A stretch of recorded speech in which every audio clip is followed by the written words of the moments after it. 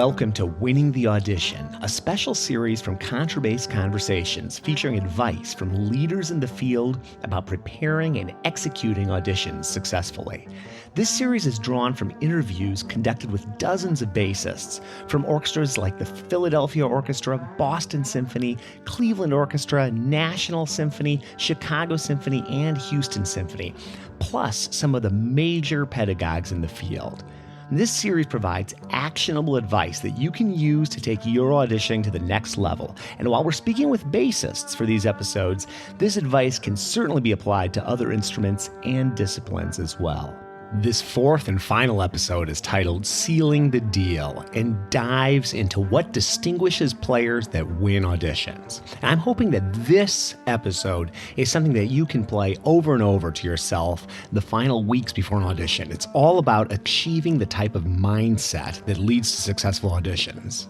And before we dig in, I'd like to thank our series sponsor, Discover Double Bass. They've got several in-depth courses available, including the Double Bass Scales Play-Along Collection that I spoke about in the last episode, the bowing technique course, beginner's course, creating walking bass lines course, and each of these courses include hours of HD videos, PDFs of exercises, and access to a members-only study group. And there's a lot of free content on the site as well, including previews of each of these courses. So check them out on their website, discoverdoublebass.com. And a big thank you to Discover Double Bass founder Jeff Chalmers for sponsoring this series. Okay, one of the key commonalities mentioned by those we've been following along with in this series is taking the show on the road. In other words, playing the list for people, doing it over and over again for different groups of people. If you're in school, that can start with studio class. Michigan State University bass professor Jack Boudreau does a great job describing the value of playing for people. In my class at Michigan State, one of the most beneficial things we do, other than lessons themselves, is studio class. Because we always we go over orchestral repertoire and solo repertoire, but anybody who's going to take an audition, they'll come in and play that audition maybe 2, maybe 3 times, or at least twice before the audition, so that they've already played the audition, and they've done it in front of people, and then we critique those people right in front of them. I mean, it's positive and upbeat, but it's still a critique. And so that helps them feel like the first time that they're going to play these excerpts isn't actually the audition itself. And sometimes we turn them around so they can't see anybody, even though they're playing for people. So I think playing and performing the list and the audition goes a long way to a successful audition when you're actually there. Rochester Philharmonic bassist Galen McCormick talks about how playing in Jeff Turner's studio class helped her. Our studio class every Monday night was 2 or 2.5 hours long, and it was really good. It was really intense, as we did orchestra prep. But he would combine the 2 schools, the Duquesne studio and the Carnegie Mellon studio, and he occasionally had 1 or 2 really talented high school students that would join us. So we'd be in this big circle of like 16 or 17 of us, and we'd go around and play the excerpts, and that was so powerful for me because I would get so nervous, and he knew this about me, and I don't know, I still think he did this to me on purpose, where it was like, he'd call the next excerpt, it was Galen. Like, shit, like there was no time to prepare, there was no time to think, and I appreciated it. I hated every Monday night because of it, because I'm like, I'm going to want to throw up by the time we get to 9 o'clock tonight, but I think it made me much, much better at taking auditions. And the value of playing for people in this kind of setting doesn't end once you land your first job. Berlin Philharmonic principal bassist Matthew McDonald describes how key playing for people was in his preparation for his current job. I think the audition was in April 2008, and I started practicing for it in September 2007. Yeah, I started practicing quite a lot then, and then basically got it to a point about a month or 2 before where I was running it every day or 2 to people.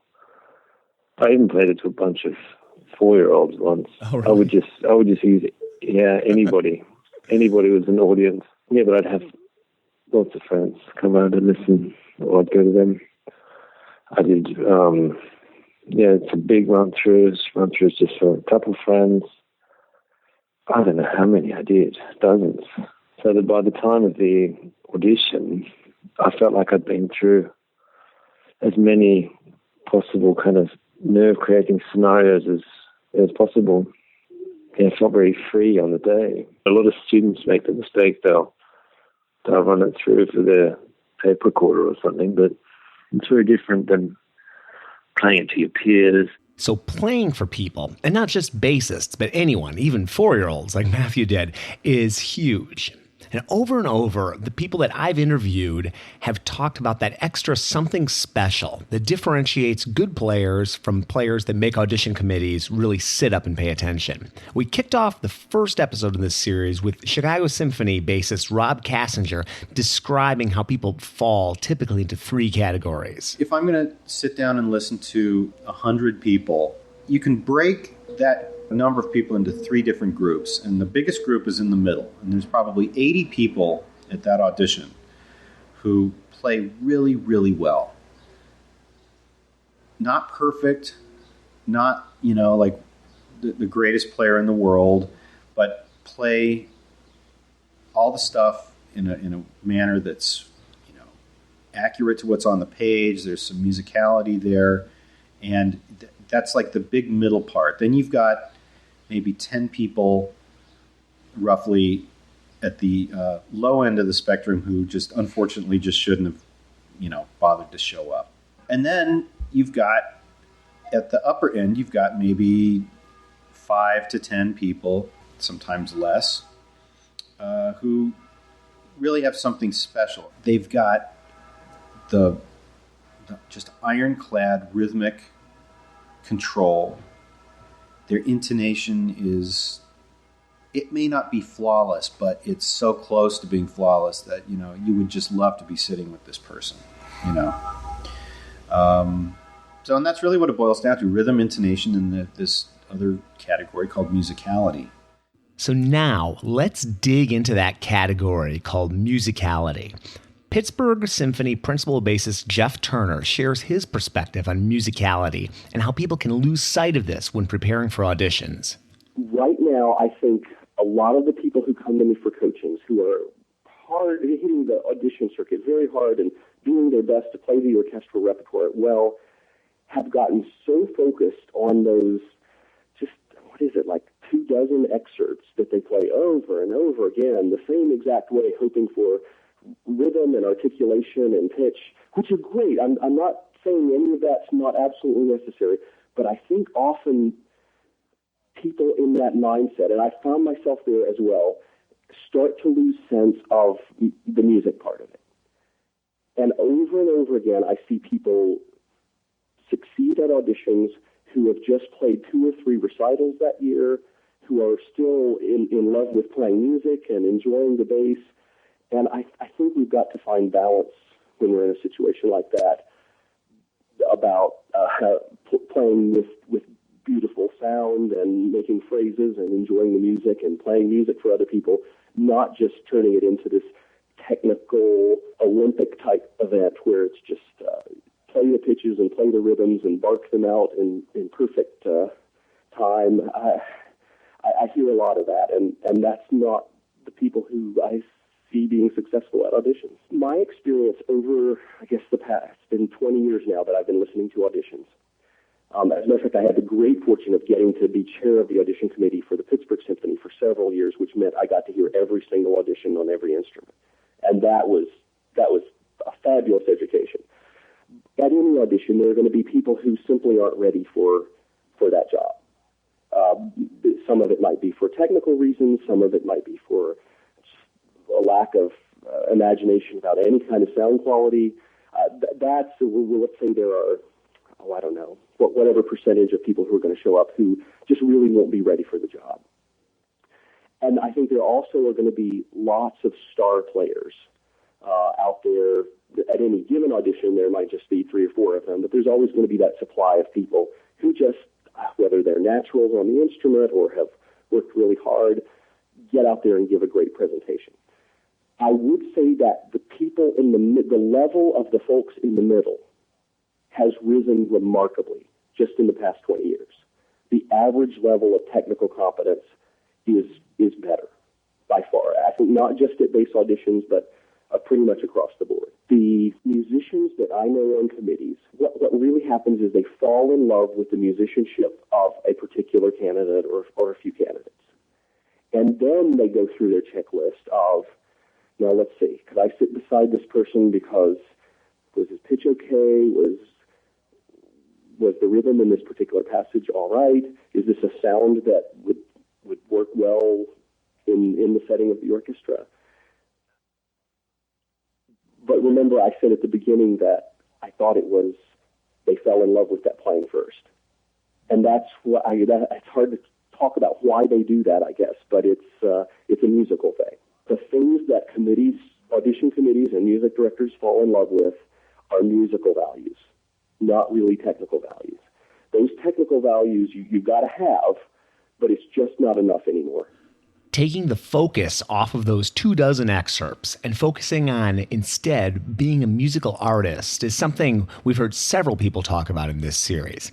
Cincinnati Symphony principal bassist Owen Lee describes what he listens to from the committee perspective and the qualities beyond those rhythm and pitch fundamentals that he's looking for from candidates in the finals. When you get to the finals, you can do those fundamental things and then just add that extra sort of artistry. That's what we're looking for, a person who can play a beautiful phrase, a person who can sustain a musical line. We hear a lot of skilled players who make it to the finals, but then their playing sounds like if they were speaking like this. You know what I mean? It's sort of like word for word to word, like note to note. It's very notey playing instead of stringing words together to make sentences and paragraphs and phrases. So once you have the fundamentals, make sure that your playing communicates. It's like your speech. It doesn't sound word to word.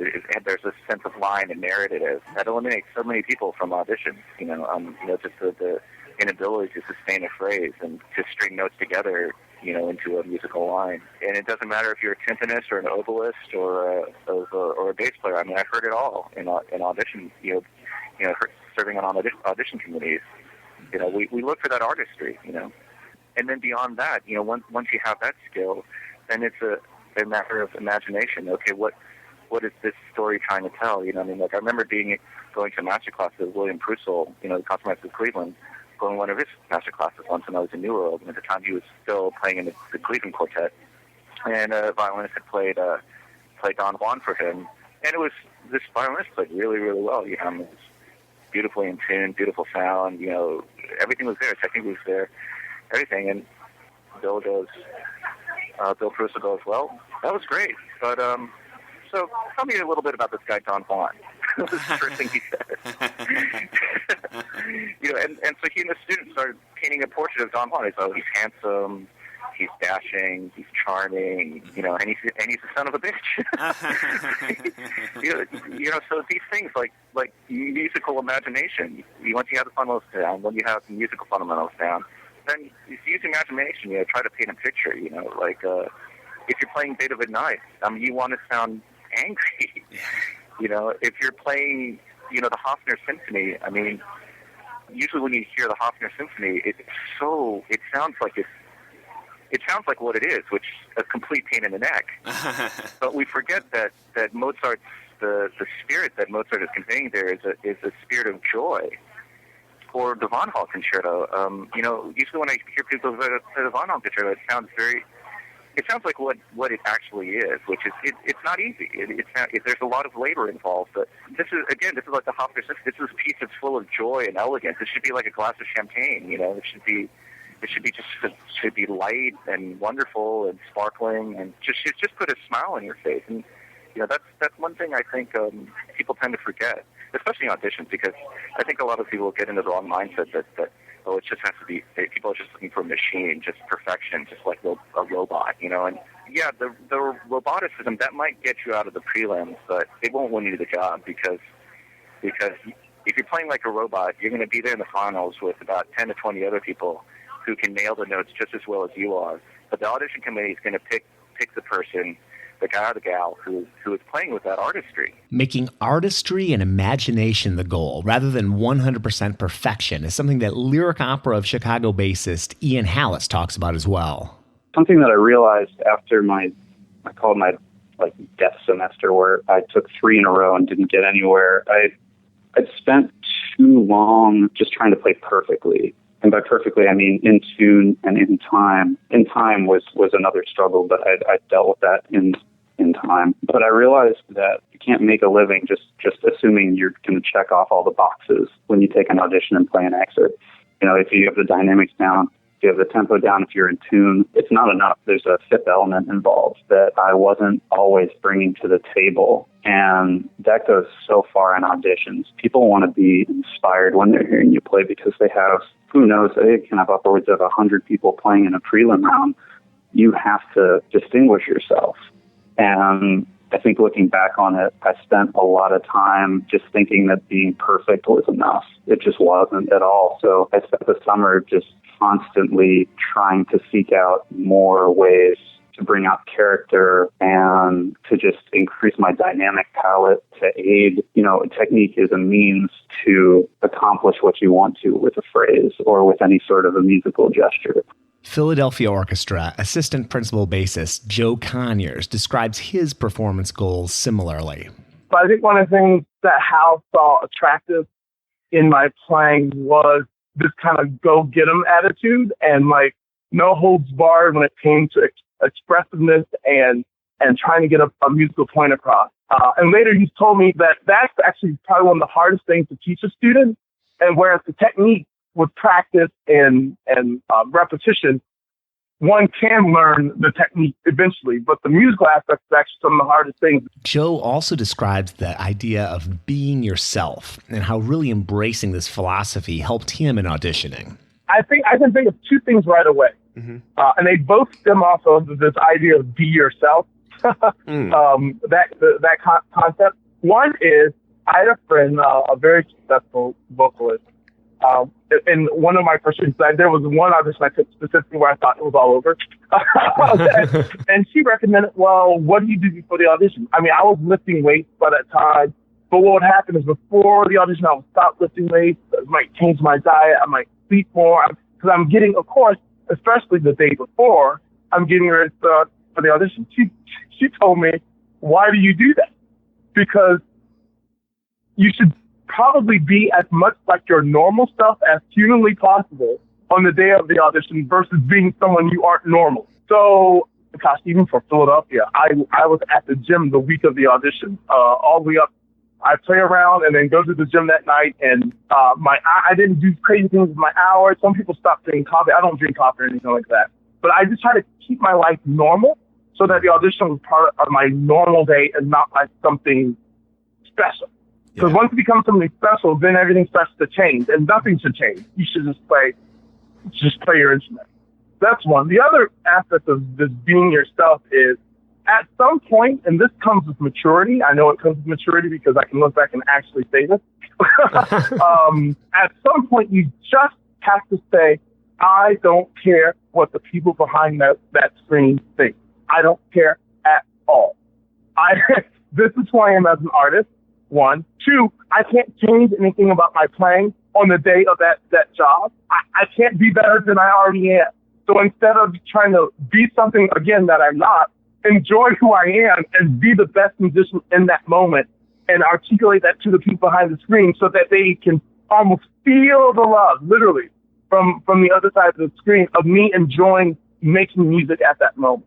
And that's once the audition stopped being this idea that I'm being judged for something or people are looking at me and being critical, and instead I prepared for months. I prepared for years from this moment, from my very first piano lesson, and now I'm going to make the best music I can possible for you. Then it almost felt like I was giving something to someone, like a gift. Most of the time when you give someone a gift, you feel good about it. And in auditions, I actually started to feel good. I would smile in between phrases or in between excerpts, and I would have fun. And I almost wish some of the process could tell stories, because I probably had maybe more fun than they were used to someone behind on the other side of the screen having at an audition. I'm sure they do. dealt with many nervous people, and I was still nervous. But again, the process was fun. I was making music, and that's what I was kind of made to do. And once I started doing that and not caring, then the success really started to take off, and I really hit my stride in the audition scene. Ian Hallis also describes the experience of really going for it and making that priority number one. It was a mental thing in terms of actually breaking that seal.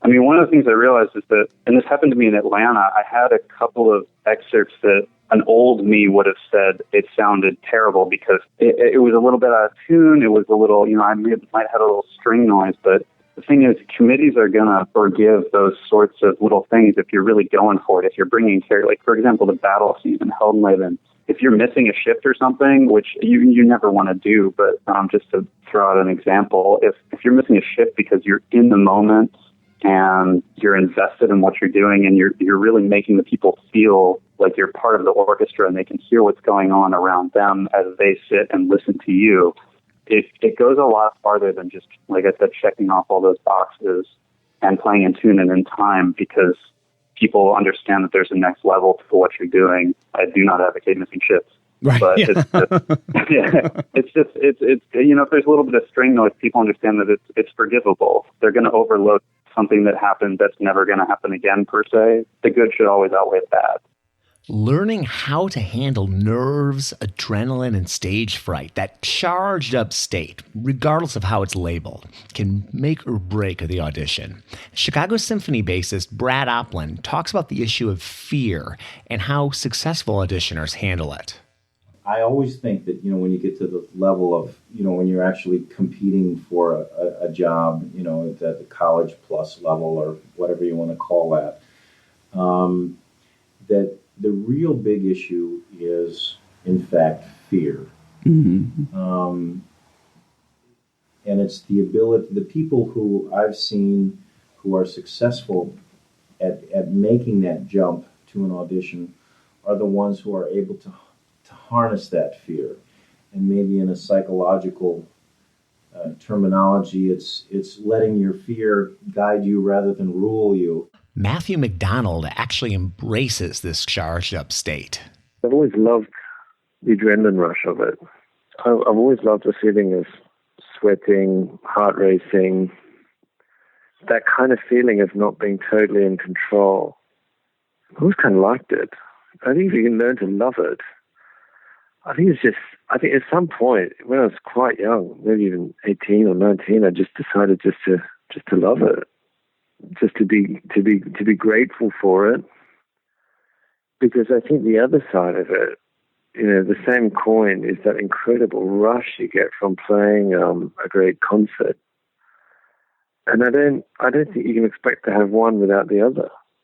So I think it's just best to make friends with it and find your way around it. But this is why when I practice, I make sure I know everything I'm doing. Because stuff will go wrong, but the more you know what you're doing, that if you know just by looking, the bow has to be there and move at this kind of speed, there's only so much nerves can destroy. But the more you prepare, the less it can damage you. I leave room for spontaneity for sure. Not with Marla one solo, there's no room for spontaneity there. But with a lot of things, you got to leave some room, because I find nerves are. I also find them very inspiring, and I also find I play better when I'm nervous generally. And I think if people can start to enjoy that side of it. Houston Symphony principal bassist Robin Kesselman discusses how framing an audition as a type of recital can help, and how the audition has to be an act of musical expression. I never played a perfect round, and I've never to this day played a perfect round. I don't think they exist, and also kind of not necessarily the goal. Yeah. Like, I think this sounds like a bumper, like an inspirational bumper sticker, but I do genuinely not feel any different about my prepping and my performing of an audition versus a recital, except I don't get to choose the music, and they're very small parts of a whole, both like one voice of a whole and one small excerpt. But I think that is the most key aspect of audition preparation and performance is that, and having sat on audition panels here in Houston too, on several, it's a musical expression and it's a little strange environment and it's weird and getting comfortable with the screen, but it has to be a musical expression and an artistic endeavor. And I think most also just in the fact that, look, this is something that everybody's going to do for probably a time measured in years, and that sort of makes it potable, but also exciting and fun and rewarding, artistically rewarding. So I don't think it's not a Scantron, you know. It's like we work in a field where you don't get jobs with Scantron tests or SAT tests or job interviews.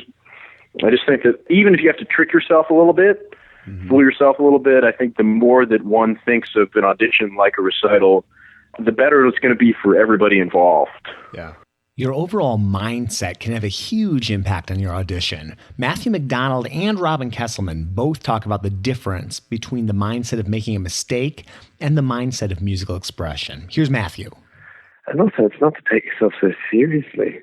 People are so worried about making a mistake. But what they should really be worried about is boring the poor people who have to listen to them. You know? Like that's more life-shattering than slipping a note or two. So the main thing is to get out there and realize it's your show. No one else is going to play this. You need to entertain.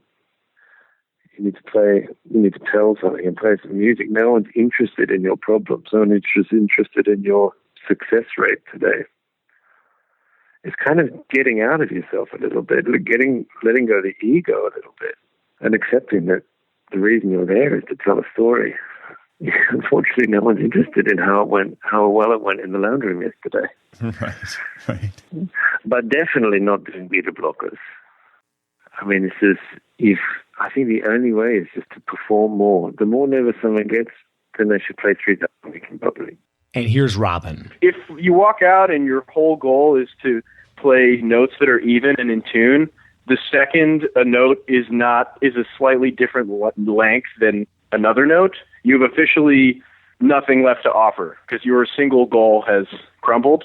Yeah. But if your goal is to make lines and make shapes and be expressive, and then one of your notes is like a little shorter than the other ones, in a kind of strokey passage, it's okay. It's like you're still completely fulfilling your purpose. For nearly everybody, the first audition is not the one that lands them the big gig. Auditions are a continuum, and lessons learned from one audition can be carried over to subsequent auditions. Joe Conyers describes this process. There's a letter that I still have in my bass blocker today, and that letter is my rejection letter for the Philadelphia Orchestra Dublin.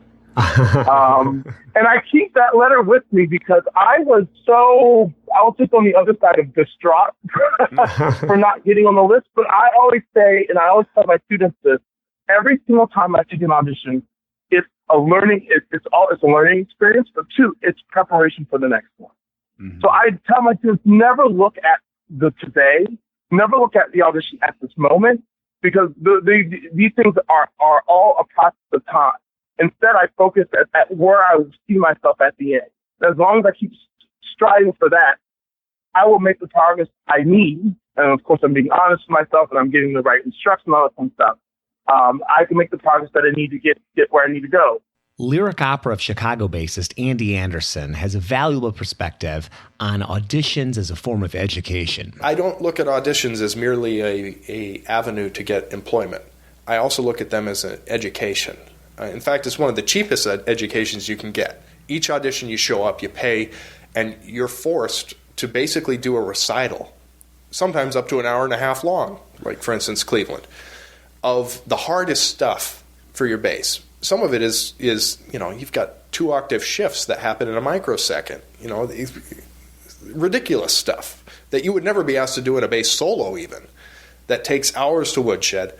And the reason I never turn it down, even if I'm not prepared as well as I'd like, is because, one, I'm never going to be prepared as well as I like. So if I went by that, I'd never show up to an audition unless I was deluded and thought I was perfect, which I'm not. There's always a chance I'm going to screw up.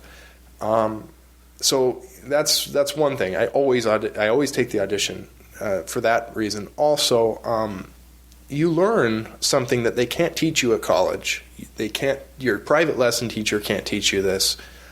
The only way you can learn this is by standing there in the audition situation, being unprepared, dealing, with, or being prepared, and dealing with what's going on in your head.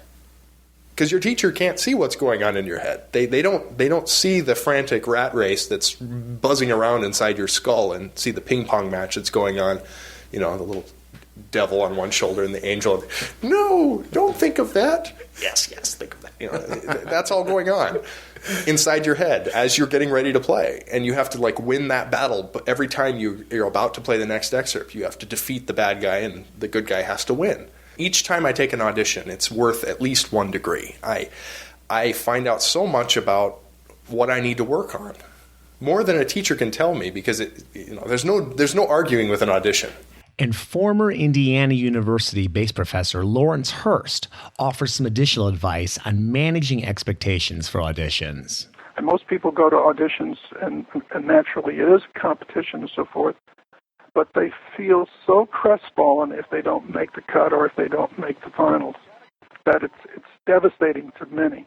It's got to be a little like going for a job interview, in the sense that once you do all the things you can do to prepare for whatever questions they're going to ask you, in the final analysis, it's up to them to decide if you're going to fit, not only to the organization, but to the ideals of the organization. If you go to an interview with IBM, and you come in a little scruffy and you don't know the answers to questions, naturally, they're not going to take you anyhow, because you're not even in their league yet. But if you come in with a suit and tie and you're dressed to the nines and so forth, and you got all the answers, that still doesn't guarantee they're going to take you. Just because you've done all the right things, just because you play it in tune and in time, they're looking for way beyond that. They're looking for a musical personality back there. They're looking for artistry. The best way to assuage the nerves and the jitters is to be prepared. At least if you're not satisfied you're well prepared, you're going to be nervous, period. You're going to be nervous even if you're convinced that you're prepared well enough. But the level of nerves will subside quite a bit as you play. But if you're nervous because you haven't prepared, that won't go away.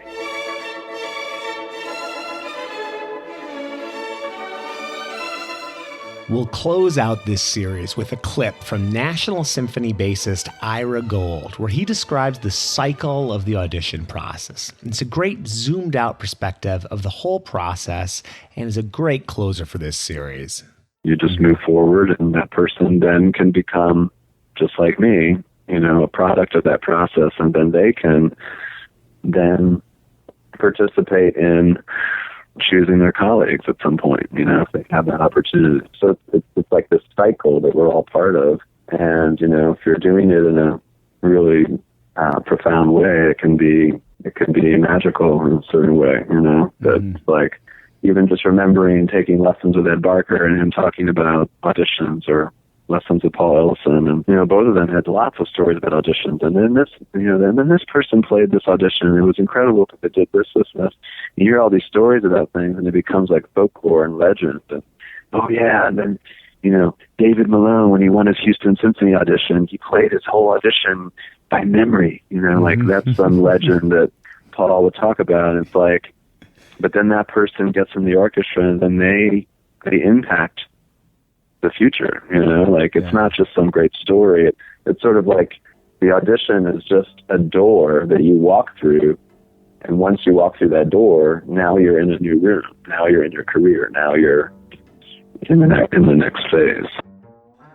My sincere hope is that this series can help people out there, like Ira described, to get to that next phase in their career, whatever that might be.